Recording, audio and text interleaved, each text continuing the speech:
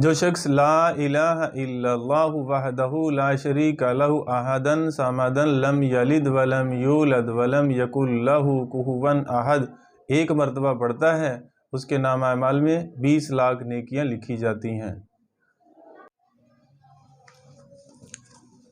جی ناظرین، اس حدیث پاک کے اندر یہ جو چھوٹا سا وظیفہ میں نے آپ کے سامنے پڑھا ہے، یہ جو چوتھا کلمہ ہے اس کا آدھا حصہ ہے، اور اس کا آخر والا جو حصہ ہے وہ سورۃ اخلاص کو جوڑ کر بنایا گیا ہے۔ اب اس کو ایک دفعہ پڑھنے سے 20 لاکھ نیکیاں ملتی ہیں، اور اگر اس کو 2 دفعہ پڑھ لیں تو 40 ہوگی، 5 دفعہ پڑھیں گے تو 1 کروڑ نیکیاں بن جاتی ہیں۔ تو چھوٹا سا وظیفہ، تو اب ڈھیروں نیکیاں کمائی جا سکتی ہیں۔ تو ناظرین، اب یہ بات ہم اپنے گھر میں والدین کو بتائیں گے،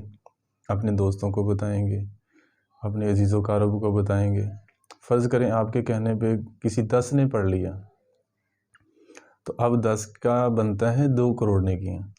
تو اب بتایا ہے آپ نے، اب اس کے اوپر فائدہ یہ ہوگا کہ آپ کو بھی 2 کروڑ نیکیاں ان کو علیحدہ علیحدہ 20 لاکھ کے حساب سے، جتنوں کو آپ نے انوائٹ کیا، آپ کے کہنے پہ انہوں نے پڑھا، تو اس طرح سے آپ کو اگر 10 نے پڑھا ہے تو آپ کو ملیں گی 2 کروڑ نیکیاں۔ تو اس لیے امت محمدیہ کی نسبت سے حضور پاک صلی اللہ علیہ وسلم آخری نبی ہیں، اس وجہ سے اللہ جل شانہ نے اس امت کو یہ اعزاز بخشا ہے کہ خود بھی نیک کام کرے اور اوروں کو بھی نیکی کی دعوت دے۔ اس کا فائدہ یہ ہوگا کہ اوروں کو جب دعوت دے گا، اوروں کو نیکی کی طرف بلائے گا، جو وہ عمل کریں گے اس کا ثواب بھی اس کے کھاتے میں لکھا جائے گا، کیونکہ اللہ کی ذات بڑی ہے، اللہ کے خزانے لامحدود ہیں۔ تو اللہ جل شانہ ساری کائنات مانگنا شروع کر دے، اللہ جل شانہ عطا فرمائے، تو اللہ کے خزانے کے اندر جو ہے نا وہ کہتے ہیں ذرہ برابر بھی کمی نہیں آ سکتی۔ تو یہ جو ایک میں نے حدیث پڑھی ہے کہ حضور اقدس صلی اللہ علیہ وسلم فرماتے ہیں جو شخص یہ کلمہ پڑھے گا اس کے لیے 20 لاکھ نیکیاں لکھی جاتی ہیں، یعنی آدھا حصہ ہے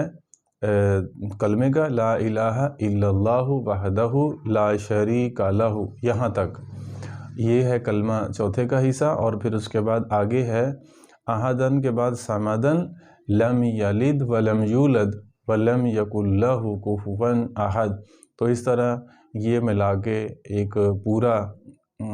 جو ہے نا وہ ایک وظیفہ بن جاتا ہے۔ تو ناظرین، کوشش کریں کہ روزانہ کی بنیاد کے اوپر ہم اس کو خود بھی پڑھتے رہیں، اور صبح پڑھیں، شام پڑھیں، دن پڑھیں، رات پڑھیں، تو جب بھی موقع ملتا ہے تو اس کو ہم خود بھی